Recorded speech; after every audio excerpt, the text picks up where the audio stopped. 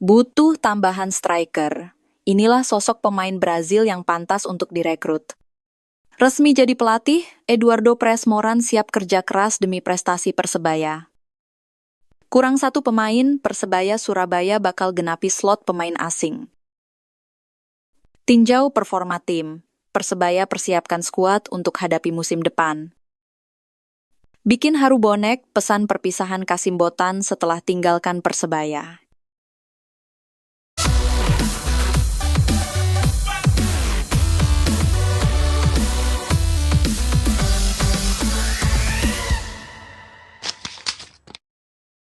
Sosok striker asal Brazil bisa jadi opsi terbaik Persebaya. Sektor lini depan Persebaya Surabaya sepertinya butuh lebih banyak penguatan. Pasalnya, Flavio Silva yang digadang-gadang bakal menjadi mesin gol, justru hanya mampu mencetak 9 gol dari 33 pertandingan. Padahal, di musim lalu bersama Persik Kediri, dia mampu mencetak 23 gol. Persebaya sebenarnya bisa berharap pada pelapisnya, Rizky Dwi Pangestu. Namun, penyerang 26 tahun tersebut juga tak mampu mencuri perhatian. Rizky hanya menciptakan 1 gol dari 14 pertandingan yang dimainkannya. Sebelum Liga 1 Indonesia 2025-2026 dimulai, tidak ada salahnya Persebaya mempertimbangkan satu sosok ini menjadi opsi untuk menambah penyerang di skuadnya. Salah satu nama penyerang yang bisa jadi opsi adalah Matheus Fornazari, striker berasal dari Brazil. Matheus Fornazari kontraknya bersama Sukhothai FC akan segera berakhir. Matheus Fornazari yang dikontrak sejak awal musim ini akan habis kontraknya pada 30 Juni 2025. Yang menarik dari Matheus Fornazari adalah tinggi badannya yang mencapai 203 cm. Itu berarti kelebihannya sebagai penyerang bukan hanya terletak di tendangannya, melainkan juga pada kepalanya yang memungkinkannya mencetak gol melalui sundulan. Gimana dulur? Layakkah striker jangkung ini didatangkan manajemen untuk musim depan? Tulis pendapatmu di kolom komentar. Eduardo Pérez Moran siap kerja keras demi tim. Persebaya telah mengumumkan pelatih baru untuk kompetisi Liga 1 musim 2025-2026. Pelatih itu adalah Eduardo Pérez Moran. Suatu kehormatan untuk bergabung dengan keluarga Persebaya. Saya tahu kekuatan para penggemar kami dan energi mereka yang tak tertandingi, tulisnya dikutip pada Jumat 6 Juni 2025. Selain merasa terhormat, mantan asisten Luis Milla di Timnas Indonesia itu juga siap bekerja keras. Komitmen untuk Persebaya, memberikan segalanya. Kami akan berjuang untuk Persebaya dan seluruh bonek dan bonita, lanjut tulisannya. Eduardo Pérez Moran masuk ke Persebaya menggantikan Paul Munster yang kontraknya tidak dilanjut oleh Bajul Ijo. Manajemen Persebaya tidak hanya mendatangkan Eduardo saja pada jajaran tim pelatih. Ia diperkenalkan dengan kabinetnya, yaitu Shin Sang-gyu, asisten pelatih, dan pelatih kiper, Felipe Americo Martins Goncalves. Uston Nawawi juga masih masuk jajaran tim pelatih. Ia menjadi satu-satunya asisten lokal di Persebaya untuk musim depan. Persebaya sudah memiliki 7 pemain asing. Persebaya Surabaya secara resmi telah mengumumkan 7 nama pemain asing yang akan memperkuat tim di Liga 1 Indonesia 2025-2026. Meski begitu, slot pemain asing mereka ternyata masih menyisakan satu tempat kosong. Langkah ini menjadi bagian dari perombakan besar-besaran dalam komposisi pemain asing musim depan. Persebaya Surabaya ingin tampil lebih kompetitif dan mengejar prestasi lebih tinggi dari musim lalu. Seperti diketahui, Green Force menutup musim 2024-2025 dengan finish di posisi keempat klasemen akhir Liga 1. Hasil tersebut menjadi peningkatan signifikan dibanding musim sebelumnya dan menambah motivasi untuk terus berkembang.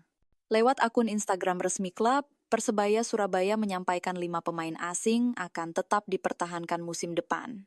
Mereka adalah Francisco Rivera, Flavio Silva, Dime Dimov, Bruno Moreira, dan Dejan Tumbas. Persebaya Surabaya juga memutuskan melepas 3 pemain asing yang tak lagi masuk dalam rencana musim depan. Mereka adalah Gilson Costa, Slavko Damjanovic, dan Mohamed Rashid. Manajemen merekrut dua nama baru yang diyakini punya kualitas mumpuni untuk bersaing di Liga 1, Risto Mitrevski dan Gali Freitas. Dengan hadirnya dua pemain baru tersebut, total pemain asing Persebaya Surabaya saat ini mencapai 7 orang. Padahal, sesuai regulasi, setiap klub Liga 1 berhak mendaftarkan hingga 8 pemain asing. Persebaya persiapkan skuad sambut musim depan. Direktur Operasional Persebaya, Chandra Wahyudi, menyebut momen usai kompetisi berakhir menjadi saat yang ideal untuk melakukan peninjauan performa tim secara menyeluruh.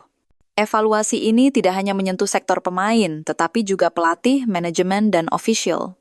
Evakuasi dipersebayakan sejak awal, jadi dengan kompetisi sudah berakhir ini kami lebih serius. Memang tidak bisa kami sampaikan karena ada hal-hal yang sifatnya konfidensial dan harus kami sampaikan di waktu dan momen yang tepat, ungkapnya. Evaluasi pun dilakukan secara komprehensif untuk memastikan setiap elemen tim berada dalam kondisi ideal menghadapi tantangan baru. Sebagai bagian dari strategi jangka panjang, manajemen sejak musim lalu sudah mengikat sebagian besar pemain dengan sistem kontrak multi-years. Hal ini dilakukan untuk menjaga kestabilan skuad dan menghindari perombakan besar setiap musim. Dengan fondasi skuad yang kuat, visi jangka panjang, serta evaluasi yang menyeluruh, Persebaya siap menghadapi musim 2025-2026 dengan ambisi yang lebih besar dan arah yang lebih terencana.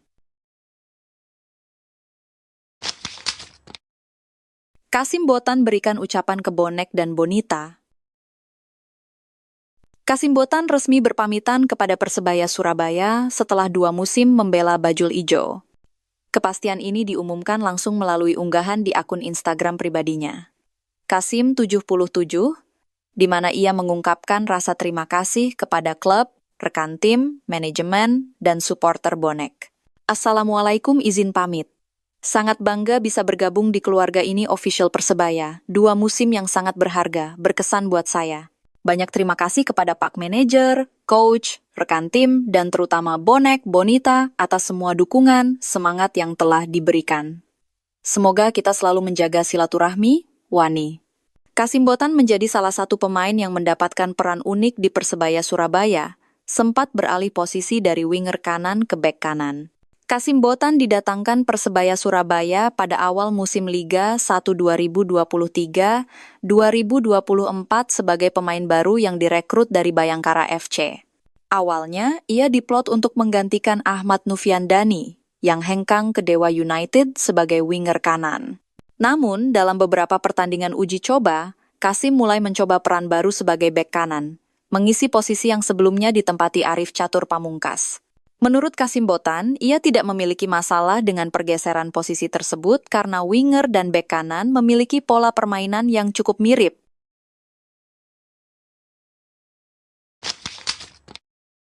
Mohamed Rashid sampaikan salam perpisahan. Gelandang asal Palestina, Mohamed Rashid, resmi berpisah dengan Persebaya Surabaya setelah tidak masuk dalam skuad untuk Liga 1 2025-2026. Lewat unggahan emosional di akun Instagram pribadinya, Rashid mengucapkan salam perpisahan kepada Bonek dan Bonita yang selalu mendukungnya selama 1 musim terakhir. Perjalanan saya bersama Persebaya telah berakhir. 1 musim penuh, kenangan yang tak terhitung, dan ikatan yang mendalam yang akan selalu saya bawa. Rashid mengungkapkan rasa syukur atas kesempatan membela Bajul Ijo dan mengenang 99 penampilannya di kompetisi Indonesia termasuk 33 laga bersama Persebaya musim lalu. Terima kasih kepada rekan satu tim, pelatih, staf, dan yang terpenting para penggemar Indonesia yang luar biasa. Semangat dan kehangatan kalian membuat babak ini tak terlupakan. Ini bukan perpisahan, ini sampai jumpa, tulis Mohamed Rashid. Di akhir pesannya, Rashid menyiratkan bahwa perpisahannya dengan Persebaya bukan akhir dari segalanya. Ia memberi sinyal kemungkinan untuk kembali suatu hari nanti. Ini jawaban kenapa datangkan Gali Freitas ke Persebaya. Persebaya Surabaya telah memilih Gali Freitas sebagai pemain baru dan inilah alasan dibalik keputusan tersebut. Gali Freitas memang sudah digadang-gadang sebagai incaran Persebaya Surabaya, dan dia adalah pemain yang masih muda, sehingga bisa diberikan kontrak jangka panjang. Dengan usia muda, Galli Freitas memiliki potensi besar untuk berkembang dan menjadi pemain kunci di Persebaya Surabaya.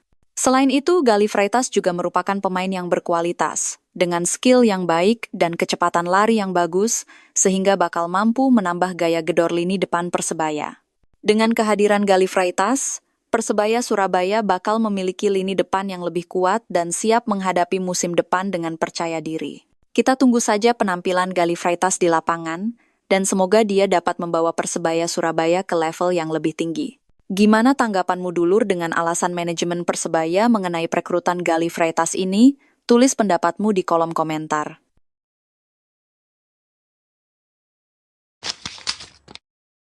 Persebaya gunakan duet bek tengah berumur tua. Lini belakang Persebaya Surabaya untuk menghadapi Liga 1 musim depan sangat mengkhawatirkan, terutama dengan duet bek tengah yang sudah berumur 30 tahun ke atas. Kedatangan Risto Mitrevski, pemain asing baru berposisi bek tengah, belum bisa membuat tenang para pendukung setia Persebaya Surabaya bonek mania.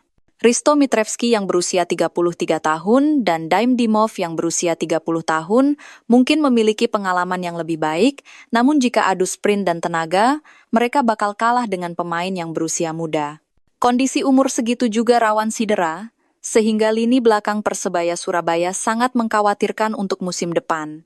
Jika Persebaya Surabaya tidak dapat meningkatkan performa lini belakang, maka tim ini bakal kesulitan untuk mencapai kesuksesan di musim depan. Gimana tanggapanmu dulur mengenai duet pemain asing di posisi bek tengah ini? Mampukah duet ini menghadang serangan dari striker lawan? Tulis pendapatmu di kolom komentar.